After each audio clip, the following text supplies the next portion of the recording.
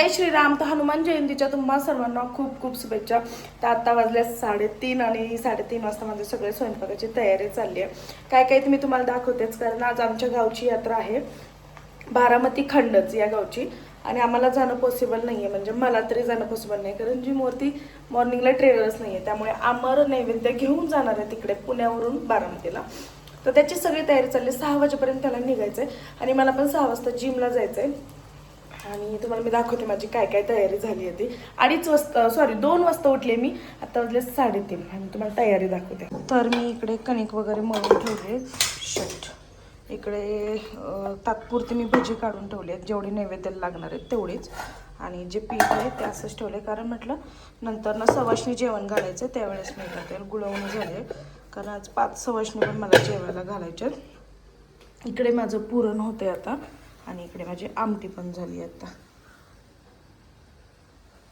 आमटी पण उकळली आहे छान अशी. आणि आता फक्त राईस लावायचा, पुरण झालं की ते करून घ्यायचं आणि नैवेद्य करायला घ्यायचे. बऱ्यापैकी तयारी झाली आहे. 5 सवाशणी जेवाय घालायचे, तर मी त्यांना रात्रीच सांगून ठेवले सगळ्यांना.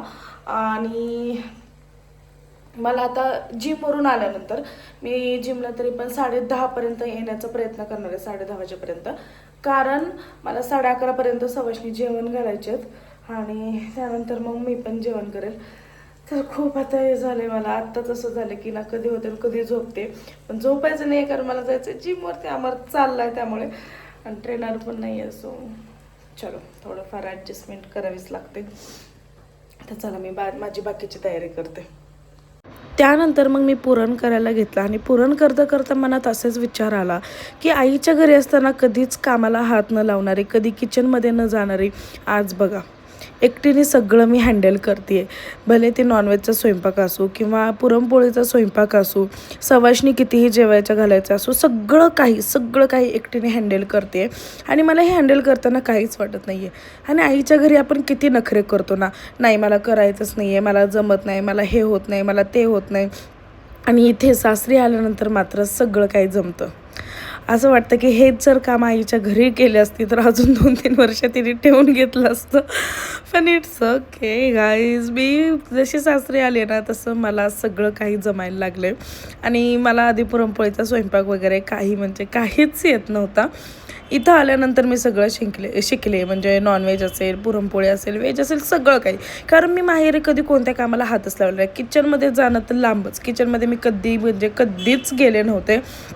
आणि पहिल्यांदाच मी म्हणजे सासरी माझं लग्न झाल्यानंतरच किचनमध्ये आले असेल. आणि तिथून पुढे मग यूट्यूबला शिक, पप्पांना विचार, मम्मीला विचार, असं करतच मी स्वयंपाक शिकले. तर आज एकटी एवढं सगळं करते, तर खूप माझ्या घरची मला आठवण येत होती, मम्मी पप्पांची वगैरे हे ते. आणि हे व्लॉग बघतील त्यावेळेस ते मला म्हणतील की आम्ही म्हणत होतो माहेरी असताना कर, तर त्यावेळेस तुला जमलं नाही ना, आता बघ कशी सगळं एकटीने करते, एकटी सगळं हँडल करते. असो, ते तर असणारच आहे. तर चला, आता पुढची तयारी पण काय असेल ती मी बघते. आता 5 वाजलेत आणि माझं सगळं आवरलं, फक्त नैवेद्य करायचे, भांडी वगैरे सगळी झालेत. तर मग म्हटलं की थोडा वेळ आराम करूयात आणि मग नैवेद्य करायला घेऊयात. आम्हाला असं पण 6 वाजता जायचं, अर्ध्या तासात म्हणलं तर मी नैवेद्य करून घेईन. तर आधी मी देवपूजा करते आणि थोडासा ब्लॅक टी पिते. करून ठेवला आहे, पण म्हटलं आधी देवपूजा करावी आणि त्यानंतर प्यावं. अजूनसुद्धा बाहेर बघू शकता उजेडलेलं नाही आहे, अजूनसुद्धा अंधार आहे. पण जास्तीत जास्त मी 15 मिनटं थांबेल, कारण एक 25-30 नैवेद्य मला करायचे आहेत, त्यामुळे वेळ जाईल. आणि आता खरं झालं माझी बेकार होत चालली आहे. माझं ॲक्च्युली झालं असतं कधीच, पण मी मगाशी काय झालं, मला थोडंसं चक्कर आल्यासारखं झालं, गरगरलं. त्यामुळे मी थोडा वेळ बसले आणि पाणी पिलं. तिथंच मला जवळजवळ 25 ते 30 म्हणजे अर्धा तास मी मॅक्झिमम बसले असेल, कारण खूपच मला कसं तरी, मला चहा पण ठेवायची इच्छा नव्हते. त्यानंतर मग मी चहा ठेवला, पण अजूनसुद्धा पिलेलं नाही आहे, गाळून तसंच ठेवलेला आहे. म्हटलं एक हे झाल्यानंतर पिऊ, ते झाल्यानंतर पिऊ, असं करत तसंच राहिलं आहे. कोणासोबत असं घडतं की एखादं तुम्ही केलेलं आहे, म्हणजे असं पदार्थ केलेला आहे आणि हे काम झाल्यावर करू, ते काम झाल्यावर खाऊ, असं होतं. ते मला कमेंटमध्ये नक्की सांगा. चला, आता मी देवपूजा करते, त्यानंतर चहा प्यायला घेते. तर फायनली आता माझी देवपूजा झाली आणि जेवढं देवाऱ्यात फुलं असतील ना, तेवढं मला असं छान वाटतं, प्रसन्न वाटतं की देवपूजा झाली आहे आणि मनाला पण शांती वाटते. तेव्हा किती सुंदर देवपूजा मी मांडली आहे. आणि इकडे मी या बॅगेत सगळं भरून ठेवलं आहे, ते पीठ, मीठ आणि ओटे वगैरे सगळं भरून ठेवले, म्हणजे आम्हाला उठल्यानंतर डायरेक्ट उचलायचं आणि निघायचं. तर चला, आता मी जिजाच्या कपामध्ये मस्त असं चहा पिते थोडा वेळ. 5-10 मिनटं बसते आणि मग लागते स्वयंपाकाला. तर आता माझं सगळं नैवेद्य वगैरे भरून झालाय. ते साहेबांना भरून देते. उशीर झालाय. शपथ जिजाला घे, जिजा नाही हे पिशवी घे मम्मीला दिला. तर जिजाला मी मम्मीकडे सोडवते आणि मग जिमला जाते. नाही बघा आवरून मी रेडी झाली आहे जिमला जायला असला अवतारात. चला तुम्ही माझ्या बबडीला घेते आणि जाते जिमला. लवकर भेटूयात पुन्हा. इतका अवघड आहे ना. एक तो उशीर झालाय. मला जिजाला मम्मीकडे सोडवायचं. झोपली आई उठलं झोप. मम्मीकडे सोडवायचं आहे आणि मी त्याला म्हणते मी टोपी ना सोफ्यावर का कुठतरी पाहिल्यासारखी मला वाटते. तू बघ एकदा चेक कर. मी टिफिन भरत होते त्यावेळेस. मला नाही मी डिक्कीत ठेवली आहे. मला माहिती आहे चष्मा आणि डिक्कीत टोपी डिक्कीतच ठेवली आहे. म्हणलं बघ तुझ्या आणि खाली आल्यानंतर मग बघतोय डिक्की अजून तशीच ओपन आहे. तर बोलतोय की अरे माझी टोपी बहुतेक वरतीच राहिली ना. आता टोपी आणायला गेलाय. ऑलरेडी 6:30 झाले. तर मला जिमला जायचं आहे. हे असं असतं. आणि डिक्की पण आहे बघा तशीच ओपन ठेवून गेलाय. असलं तर ह्याचं काम आहे ना खरंच. बबडू झोपलं. आमचं फादर येऊन थांबलेत की नाही काय माहिती का अजून आपल्याला. आहे थांबले म्हातारे येऊन थांबले. गे पावडर गन पावडर करून आले धरा. हां उठलं ते पिशवी देते ना. त्या दुधाची बॉटल आणि ही कपडे तिचे आंघोळ करायची. बाय पपडी. काय घेणं देणंच नाही तिला. Bye bye bye bye.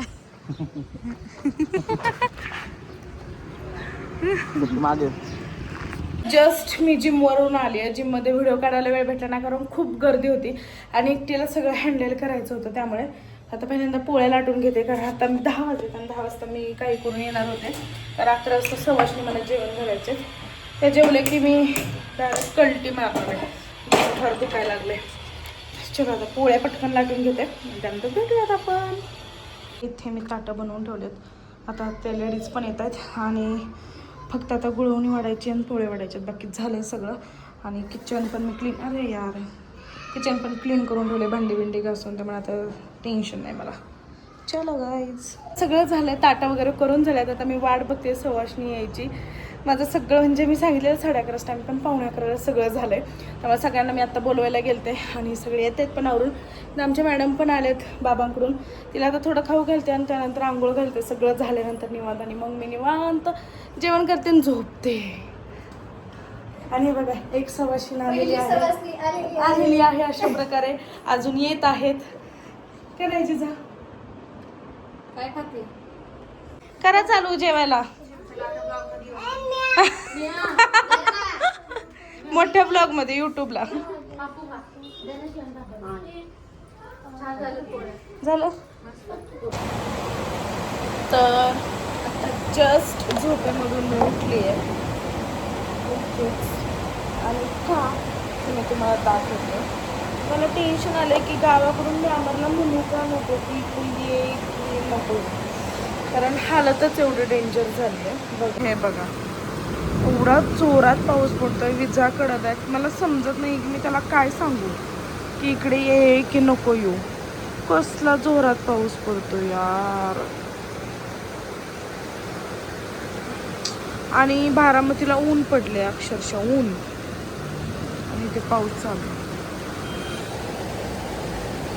जळलेल्याचा वास पण येतोय कसला तरी आणि विजा तर एवढ्या कडकडत आहेत ना बापरे. त्यानंतर मी फरशी पुसायला घेतली कारण सकाळी एवढा सगळा राडा झाला होता. सगळ्या फरशा खूप घाण झाल्या होत्या. म्हणलं पुसून घ्यावी आणि पाऊस पडून गेल्यानंतर पण थोडंसं असं विचित्र दिसत होतं. त्यामुळे मग म्हटलं की चला आता थोडासा आराम झाला आहे तर मग फरशा पण पुसून घ्यावे जेणेकरून उद्या मग क्लीन वाटेल कारण उद्याचं पुसाय घेतलं तर मग अजून लोड येईल. तर चला आता पुसून घेते मी फरशी. पाऊस थांबल्यानंतर बघा वातावरण किती छान झालंय. पडेपर्यंतच खूप डेंजर होऊन जातं. पण अचानक हा असा पाऊस का पडतोय काय माहिती. आणि त्याच्या नादात माझ्या सगळ्या गॅलऱ्या पण क्लीन झालेल्या आहेत. त्याच पावसाच्या ह्याने मी पुसून घेतले पाण्याने. फरशा पण पुसून झालेल्या आहेत. मस्त मस्त मस्त.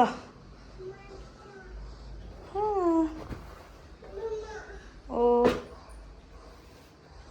चला आता आपल्या भांडी खाली नको उतरू जिजा ओलच आहे अजून. हे बघ ओलं आहे अजून, नको खाली उतरू. हे बघा माझं किचन ओट्यावरती किती पसार आहे. सगळी भांडी मला मोकळी करायची आहेत. ही थोडी राहिलीत माझी भांडी.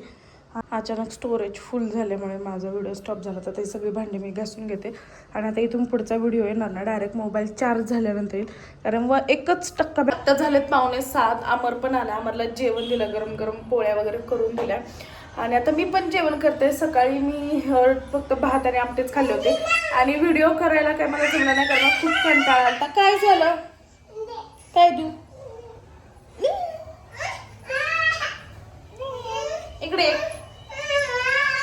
बरं देते थांब. तर मी जेवायला घेते हँडल करते. तर आमच्या इथली आता लाईट गेले खूप वेळ झाला आणि आता मी एक पोळी आमटे आणि भजी घेतलेत खायला. सकाळी मी पोळी नव्हती खाल्ली, मग म्हणलं आता खाऊन बघावी कशी झाली बघावी. तुला खायचं का बबडी थोडस? काय झालं तुला, रुसली आहेस का माझ्यावर? जा डॅडाकडे पण. बरं सॉरी. चला आता मी जेवून घेते. मला परत गोळ्या खायच्या कारण माझी कंबर खूप पेन होतीये. आणि अमर म्हटलं तर मेडिकलमधनं तुला गोळ्या आणतो. भयंकर म्हणजे भयंकर पेन होते. असं वाटतं मला मणक्यात गॅप वगैरे पडलाय काय, अशी पेन होती. चला जेवते, भूक लागली. आमच्या इथली जवळ जवळ किती 3 वाजल्यापासून लाईट गेली आहे. आता 8:30 झाले तरी लाईट अजून आलेली नाही आहे. आणि आमचं दूध संपलेलं म्हणून आम्ही दूध घ्यायला खाली आलतो.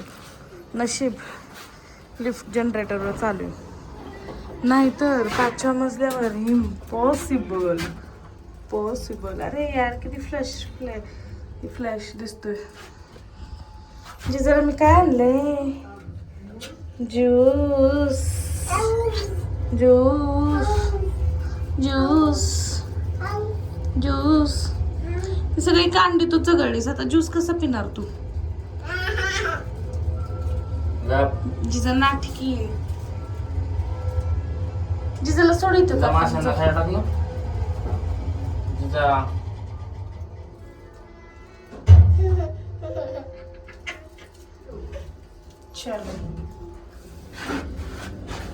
आणि तुम्हाला एक सांगू का काय झालंय माझ्याकडून? एक मिनिट, तुम्हाला एक गोष्ट सांगते माझ्याकडून काय चुकी झाली.